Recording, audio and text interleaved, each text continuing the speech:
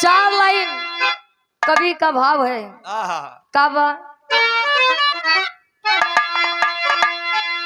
काल के गाल से है न कोई बचा,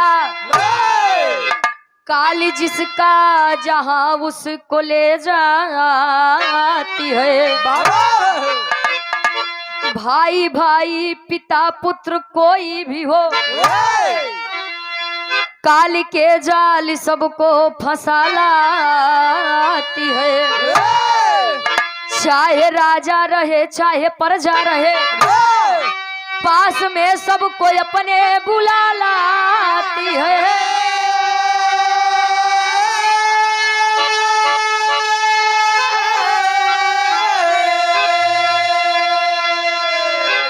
काल में आज तक है न कोई बचा, काल आती है सबको रुला जाती है।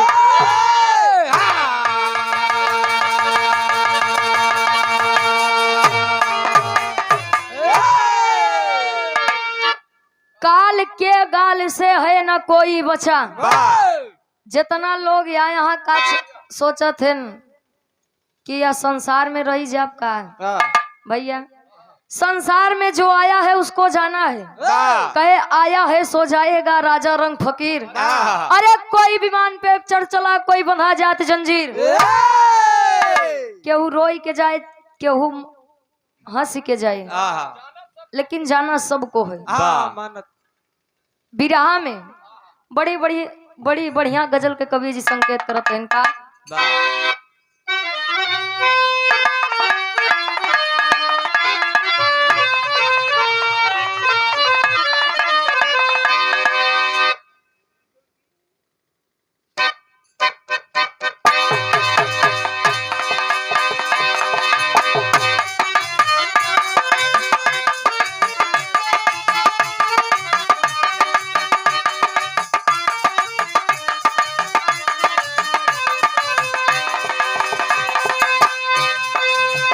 क्या बात है, इस लाइन पर ध्यान देंगे आप लोग।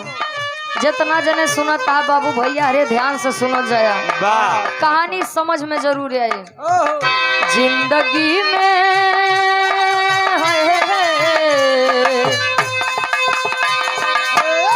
जिंदगी एक किराए का घर है, जिंदगी एक किराए का घर है। एक न एक दिन बदलना पड़ेगा, जिंदगी एक किराए का घर है। एक न एक दिन बदलना पड़ेगा,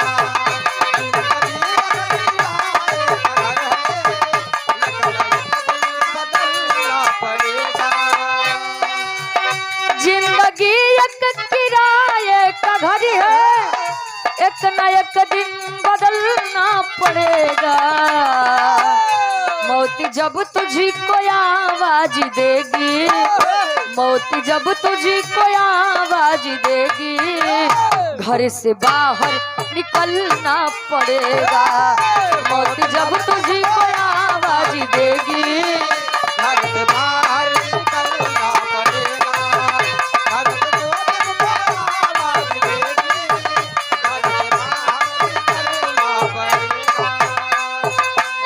लेकिन भाव में कवि जी लिखते हैं तर से बढ़िया फर्ज में लिखते हैं इनका।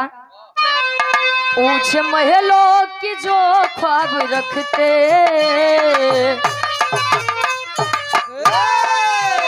ऊंचे महलों की जो चाह रखते, भूल बन कर के रहना पड़ेगा।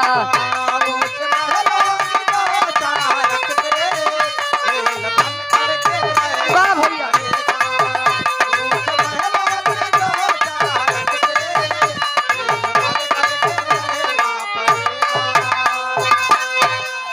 ऊंचे महलों की जो ख्वाब रखते, धूल बन करके रहना पड़ेगा। संसार की सच्चाई है, आज के समय में जे अगर शांति से 2 वक्त के रोटी खात बा ओसी ज्यादा अमीर इस संसार में केहू नहीं बा। रुपया पैसा कितनो कमाई ले अगर सुकून नहीं बा चैन नहीं बा तो रुपया पैसा धन दौलत कोने काम कहे नहीं बा। लेकिन का करबा भैया हो जग में तुलसी 2 बड़े। अरे जग में तुलसी 2 बड़े, एक पैसा एक राम। कहाँ है राम राम से मुक्ति मिले ही पैसे से सब काम। हमरे बिरहा के कहानी की शुरुआत यहीं से बा। कैसे गुरु जी?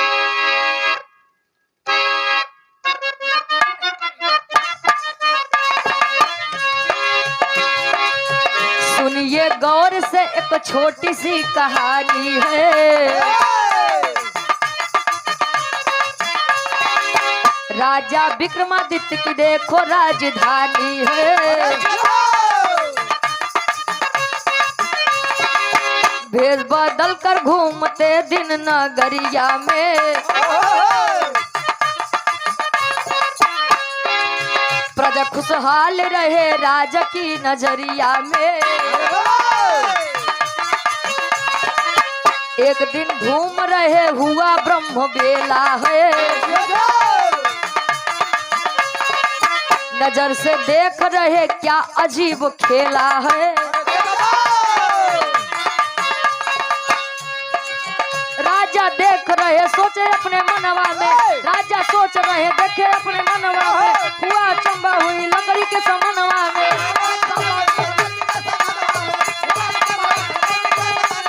क्या बात है?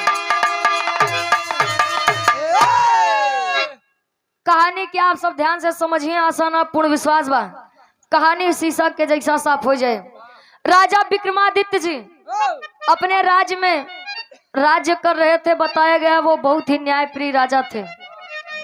हर एक दिन राति में भेष बदल के अपन प्रजा खातिर राज्य में हर एक दिन भ्रमण करत रहे।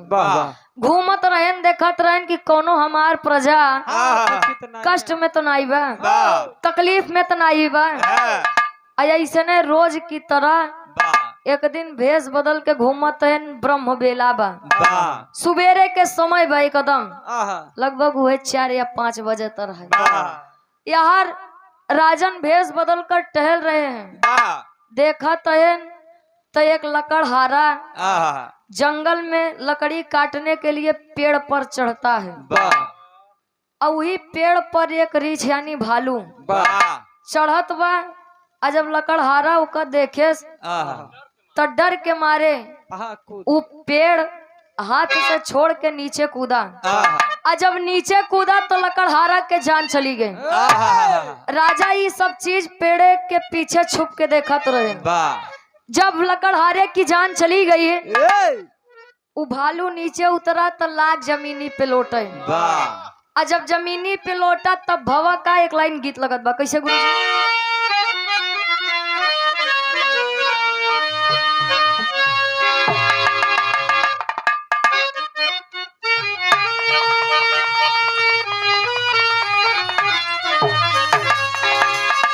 कोनो नई नबेली दुल्हन कहे कि तू जवन कहबे हम तवन मानब, लेकिन तू हमका छोड़ के अबे बहरा कमाए जिन जा। दुल्हिया कहत बा का कहे? क्या बात है?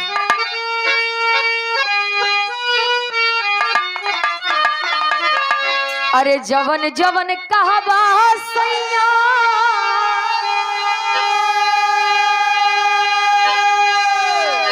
जवन जवन कहबा सैया मन बजनीगिया में जनी जा विदेश राजा चढ़ली जवनिया में जनी जा विदेश राजा चढ़ली जवनिया में जनी जा विदेश राजा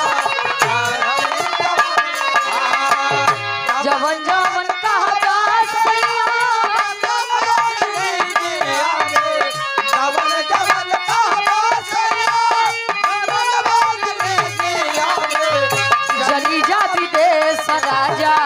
चढ़ली जवनिया में।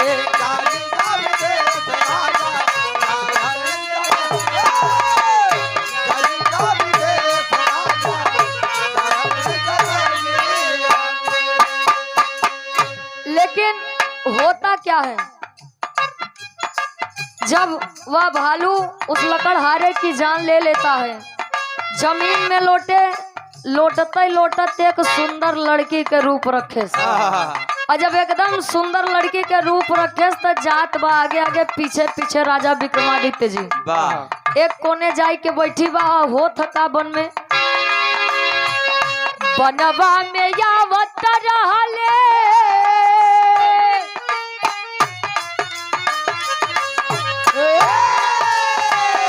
बनवा में यावत रहले दुई गो नौजवानवा हो। देख लड़की छोटा बोला सुंदर बयानवा हो। देख लड़की छोटा बोला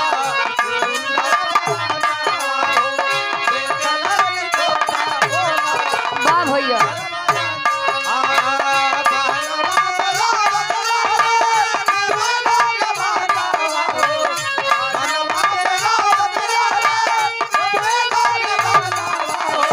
क्या बात है।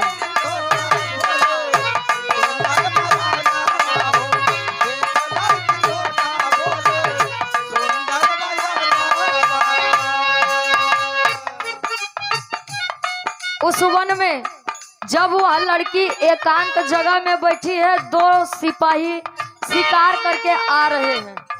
और जब लड़की देखे तो छोटको कहे भैया यार सुनसान वन में एक लड़की बैठी है, चल के पूछा जाए आखिर इसकी तकलीफ क्या है। आवत है पूछत है का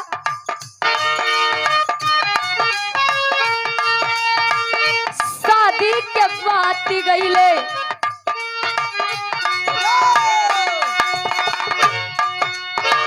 शादी के बात कहे दुनो जवानवा।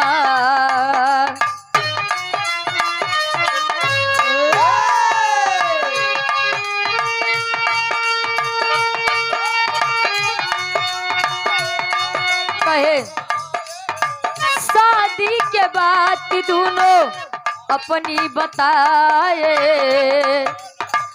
कौन है वीर तनी हमको समझाए।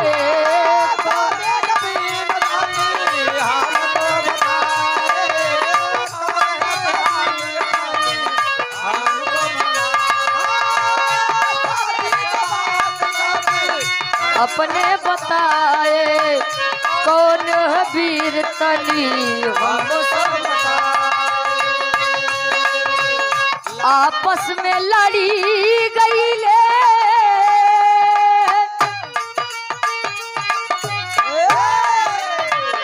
आपस में लड़ी गई ले दोनों सुगनावा हो। देख लड़की छोटा बोला सुंदर बयानवा हो।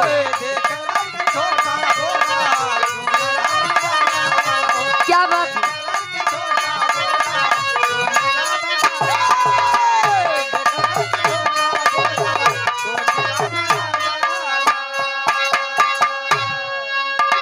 कहानी आप लोग समझ रहेंगे। यहाँ जब वो भालू नीचे जमीन में रेंगत बा और रेंगत एक सुंदर लड़की के रूप धारण करे जाई के एकांत वन में बैठा बा। पीछे से राजा विक्रमादित्य सब देखत है।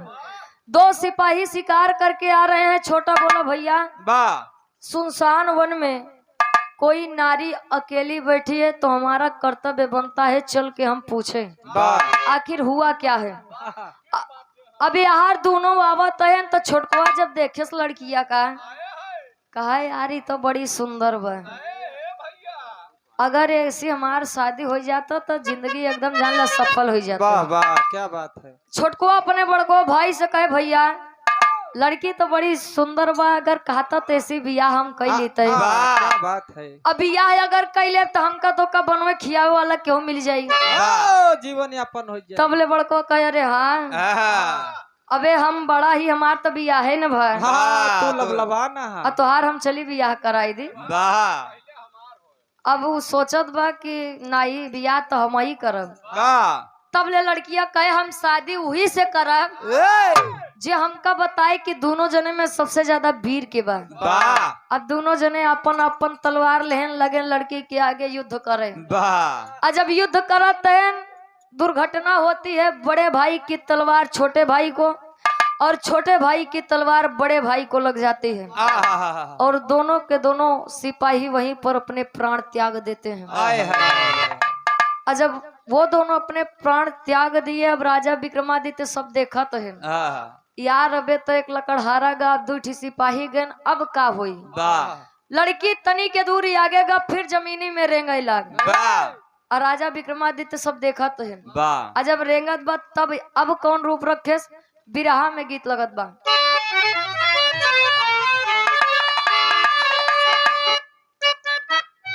क्या बात है, बिरहा के आप बिरहा में अपनी अलग पहचान बनाने वाले हैं। बिरहा सम्राट स्वर्गीय गुरु श्री हैदर अली गुरु जी गावत रहे। का गावे का अरे पतर को, अरे पतर को, पतर को, पतर को, पतर को, अरे पतर को काहे जदुइया डारा, पतर को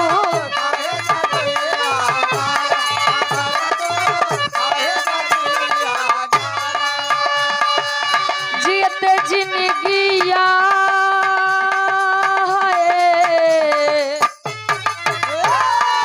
जियते जिंदगिया में हमनी के म्यारा, पतर को काहे जदुइया डारा, पतर को। क्या बात है, लेकिन भाव में ध्यान दी है राजा विक्रमादित्य के साथे होत बका। अरे राजा राजा कुछ हूँ समझ नहीं पावे, अरे राजा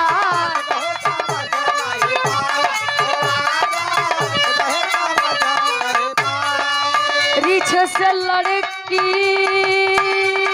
है, रीछ से लड़की के रूपवा बनाए, अरे राजा कुछ समझ नहीं पाए, अरे राजा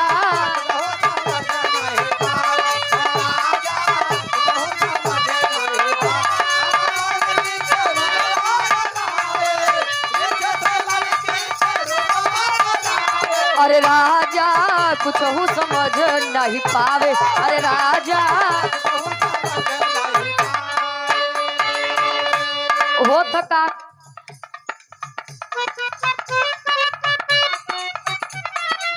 लड़की से बनी गई काली नगिनिया, लड़की से बनी गई काली नगिनिया,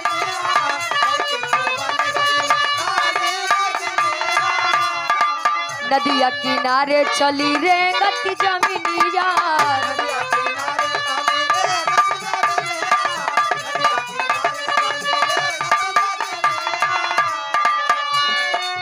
नदिया से देख राजा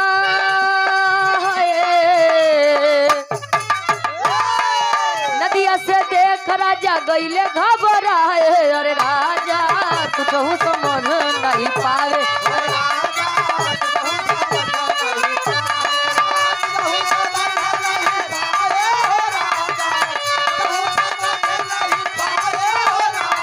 राजा कुछ समझ नहीं पावे, अरे राजा।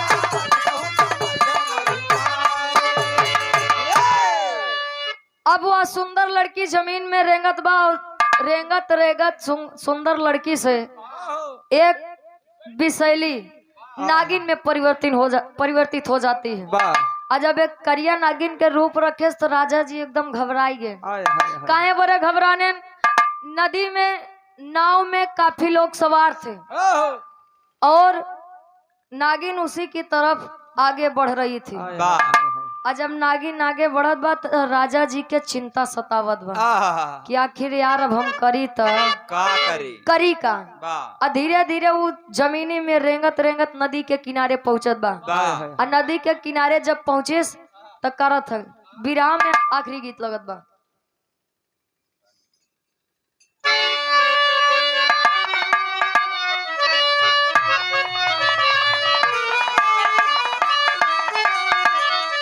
कौनो ननद अपने भौजाई से कहे आहा हा ये बरौत के आप दादा राम कैलाश यादव जी गावत रहे लमाही गाँव से लमाही कहा थे कि अगर गवैया केतनो हाव भाव बनवे दादा हरे अगर खड़ा हो जाए बस प्रेम से बतियाई ले तो अगला गवैया वैसे ने पसीना छोड़ देता रहा दादा गावत रहन का गावे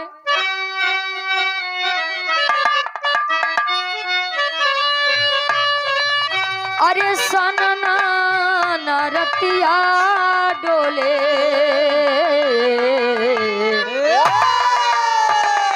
सनना नरतिया डोले बहे जब पवन मारा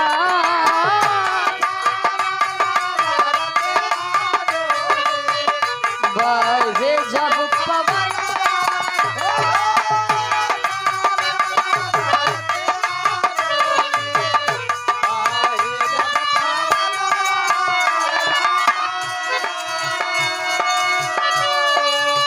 सनना नरतिया डोले बहे जब पवन मारा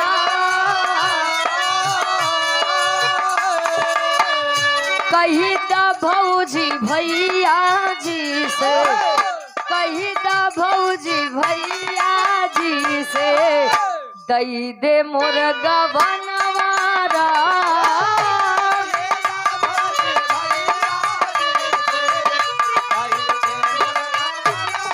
क्या बात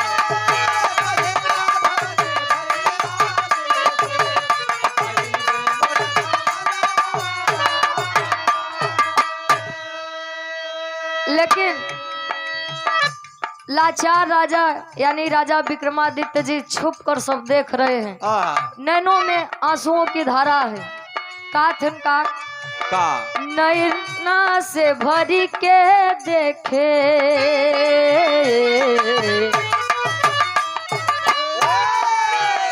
नयना से भरी के देखे नैया में नगिनियारा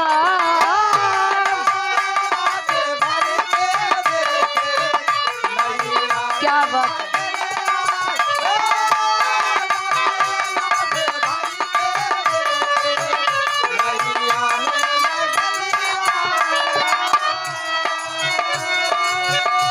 नैया से भरी के देखे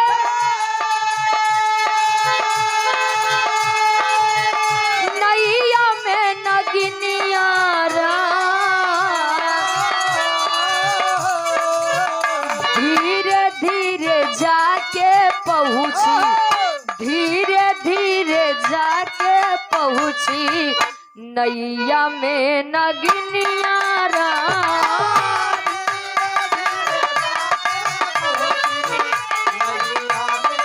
क्या बात है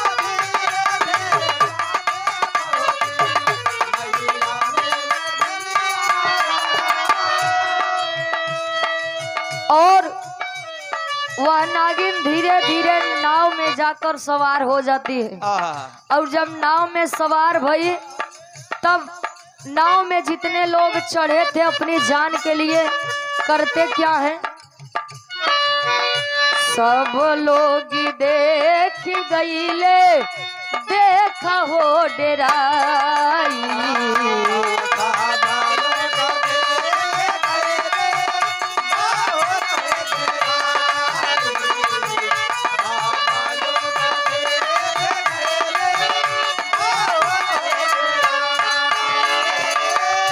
एक की ओरिया के गईले देखा हो भुलाई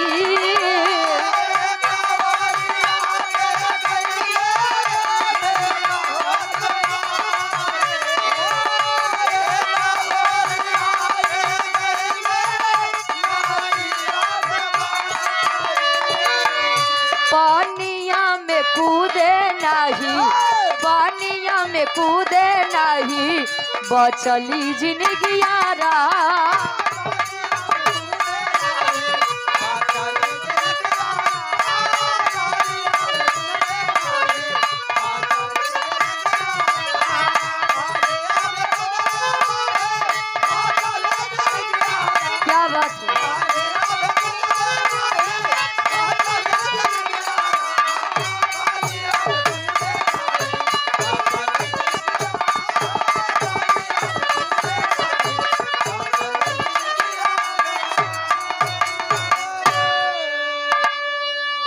सभी लोग नाव में सवार अपनी जान की रक्षा करने के लिए नाव में एक जगह सभी लोग इकट्ठे हो जाते हैं।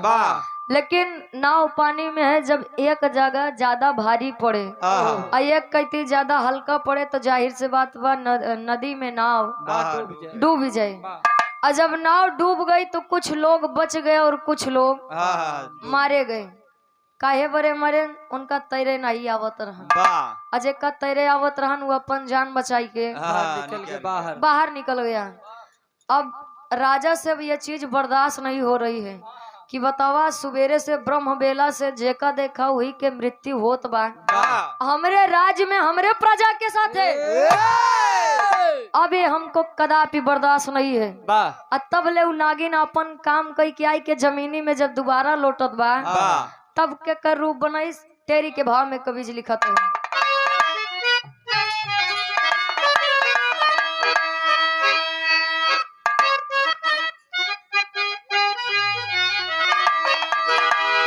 राजा जी हक्का बक्का हो गए।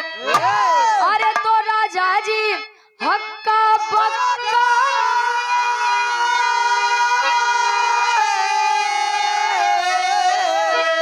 राजा जी हक्का बक्का हो गए।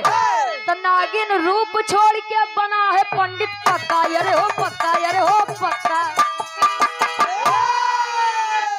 जमीन में जब रेंगत बा लौटत बा तो वही से एक साधु के रूप बने। और साधु एकदम शांत स्वभाव लिए कमंडल में पानी चल दिए प्रस्थान करने के लिए। और जब जात हैं तब राजा कहें कि पहले ही भालू के रूप में आए, जानवर रहा नहीं बात करे। दोबारा ही लड़की बने सम तबो ऐसी बात नहीं करे। तिबारा ही नागिन बनी सम तबो नहीं विचार करे। लेकिन अब एक साधु है न हम इनसे पूछब जरूर आखिर एक करत काहे है कसब। जाई की आवाज देते नहीं बाबा, ए बाबा। बाबा जी पीछे मुड़ के देखें। बोला बच्चा कहें क्या हुआ बेटा? क्या हुआ? अच्छा इंग्लिश सिखावे कर रहे नो। अब यार जब साधु जी पीछे मुड़ के देखें कहें बोलो बेटा क्या बात है? कहें बाबा तू जवन सुबेरे से खेला करत है, हम सुबेरे से ओका देखत ही तोहार भलाई है बाटे। तू बताए दा कि तू आखिर एक करत काहे है कौन है आप और ऐसी घटना क्यों कर रहे हैं हमारी प्रजा के साथ? कहें जाने के चाहता? कहें हाँ। कहें तला सुना बतावत है। पापट के भाव में कवि लिखत है।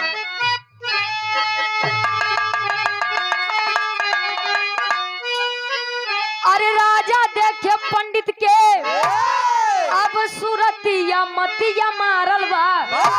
अरे तो राजा देखे पंडित के अब सूरतिया मतिया मारल बा। जाके पूछे पंडित से तब बतिया मतिया मारल बा।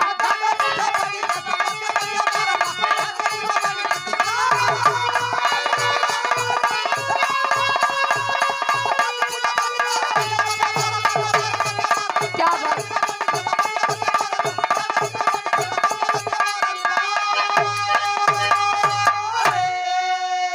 तो पंडित बोला राजा से भेजा हमें विधाता हो, जिसकी जैसी मौत होती वैसा रूप बनाता हो। अरे तू आता नहीं समझ में अब ये फतिया मतिया मारल बा। अरे तू आता नहीं समझ में अब ये फतिया मतिया मारल बा। जाके पूछे पंडित से तब बतिया मतिया मारल बा।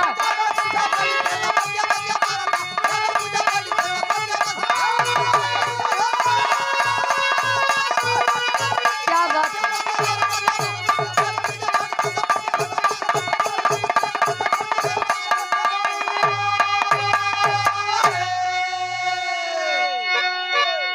पंडित जी बता रहे हैं बेटा मैं काल हूँ। कहन काल? कहन काल का मतलब ये है कि जिसकी जैसी मौत लिखी है मैं वैसा ही रूप बनाकर आता हूँ, मुझे विधाता ने भेजा है। और जैसे जेकर मृत्यु लिखी रहा था वैसे मृत्यु को लेके वहां से चला जाई थे। कहन मतलब ध्यान दे बाप लोग, यहाँ देखा था हल्का से दांत के पिराई जाए, सर दर्द होए लगे या हल्का से बुखारे हो जाए, अगर मौत लिखी बा तो वही छोटा से चीज में बहुत बड़ी बात हो जाता है। अगर मौत नहीं लिखी बा तो कितनो सीरियस रहा जाई के हॉस्पिटल से लौट हुआ लेकिन काल तो का न ले जा पाए छुई न पाए। कैसे हो वो का हुआ इनका तो भाषा ही अलग बा हो। हाँ वो ऐसियो करता है समझ ले वो कहे कि जिसकी जैसी मौत है मैं वैसा ही रूप बनाकर उसकी जान लेता हूँ। कहे बाबा तब तो हमरो मौत लिखी बा हम बताए दा हम कैसे मरब। कहें कि ना ना ना राजा ये राज किसी को नहीं बताया जाता है। पता लाग हम तो का बताए दे और तू लेहा सतर्क हो जाए तो तुम्हारी मृत्यु न हो तब। कहन अरे बाबा बताई दे न होशियारी दिखाऊ। पूछा तो आल्हा के भाव में का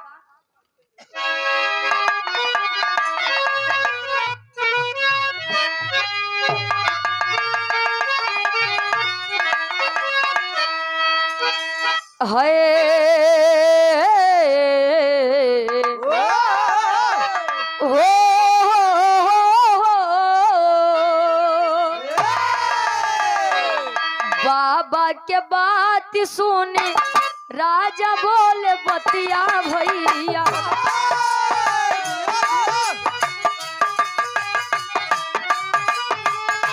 कैसन समैया प्रभु जी दिहला देखा।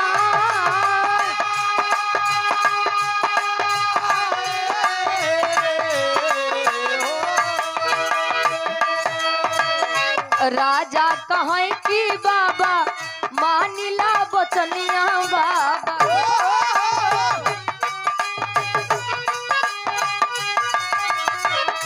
मनवा के शंका मोर देता हो मीठा।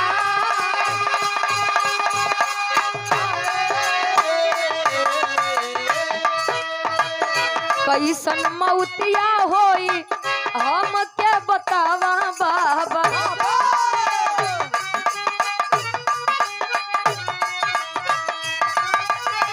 साफ हम के हो देता ना जाता।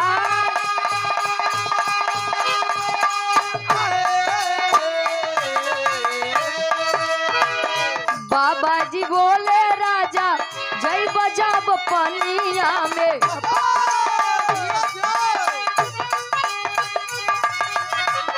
बन के मगर तोहे ले हब घिसिया।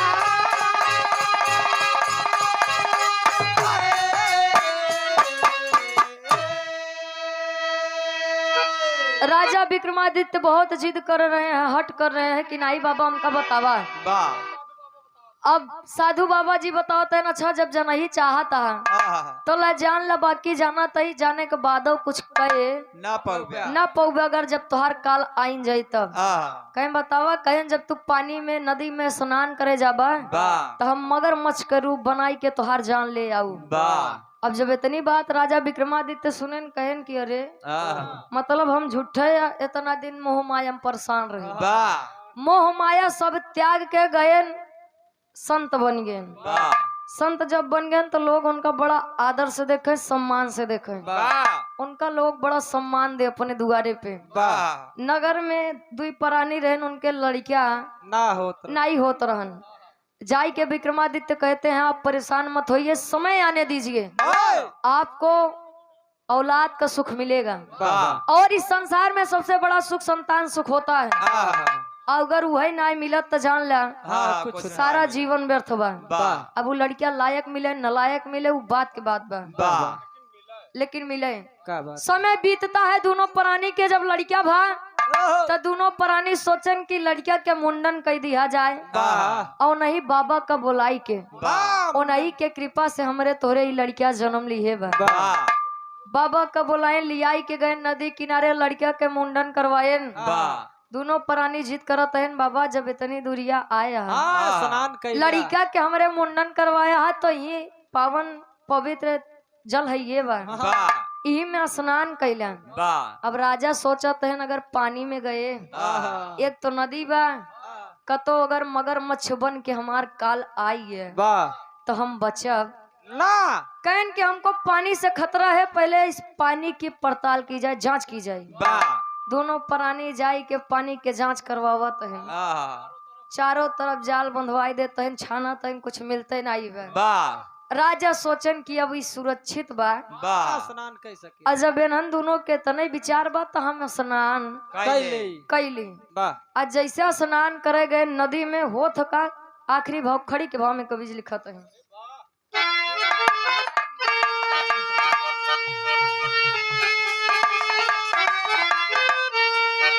अरे राजपाट सब छोड़ के राजा अब जो गवारा माए हो, अरे तो राजपाट सब छोड़ के राजा अब जो गवारा माए हो, साधु वाला भेसवा ये है बनाए हो, साधु वाला भेसवा।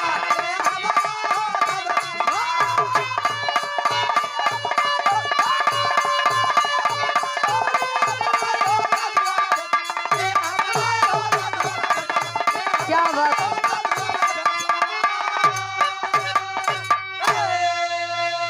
हुआ या चंबा एक दिन अब करने गए हैं स्नान हो, तो काल बना है महाकाल अब कोई सका न जान हो,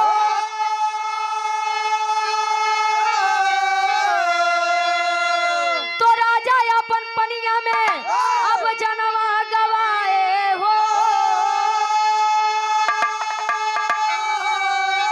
अरे राजा अपन पनिया में अरे जनवा गवाए हो, साधु वाला भेसवा ये बनाए हो, साधु वाला भेसवा।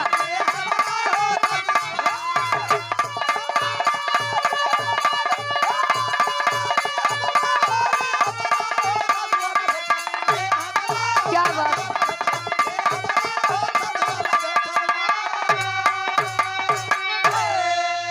और राजा विक्रमादित्य जैसे स्नान करने के लिए नदी में प्रवेश करते हैं, काल वहीं पर उनका आता है, मगर के रूप में, मगरमच्छ के रूप में काल आया, और नीचे से जब एक बार पकड़े ऊपर एक बार आया और ऊपर आए के सीधे नीचे लेके चला गया। इसे कहा थे जब काल आए तो का क्यों रोक ना पाए, कितनो जतन कितनो विधा लगाए ले बा, लेकिन काल जब आएगा तो किसी को छोड़ेगा नहीं, जीवन की सच्चाई है। आखिरी में खानदान के परिचय बा। गुरु बिहारी गुरु गणेश गुरु रामलाल गुरु गाये,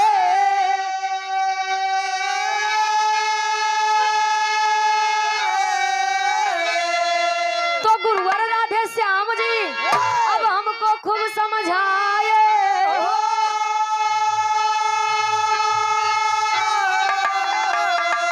राजा जी हक्का बक्का हो गए, तरुचि आकाश के इरादा हरदम पक्का, राजा जी हक्का बक्का रह गए।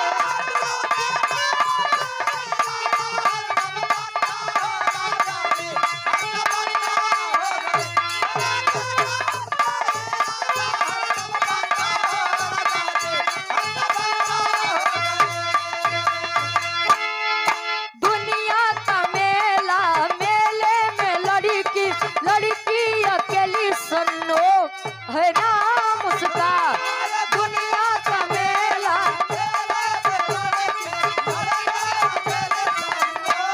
है नाम उसका,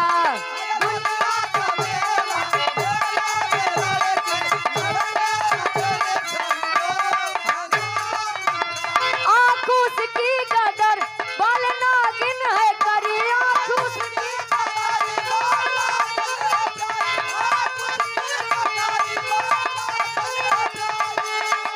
गोरे गोरे हैं गाल उसके अनार जैसा, दुनिया का मेला, मेले में लड़की लड़की अकेली सन्नो है नाम उसका, लड़की अकेली सन्नो है नाम उसका। काय सुने गावे बजावे में कोनो गलती भो है क्या आप सब महान है ना अपन लड़किया बच्चा समझ के माफ कर दी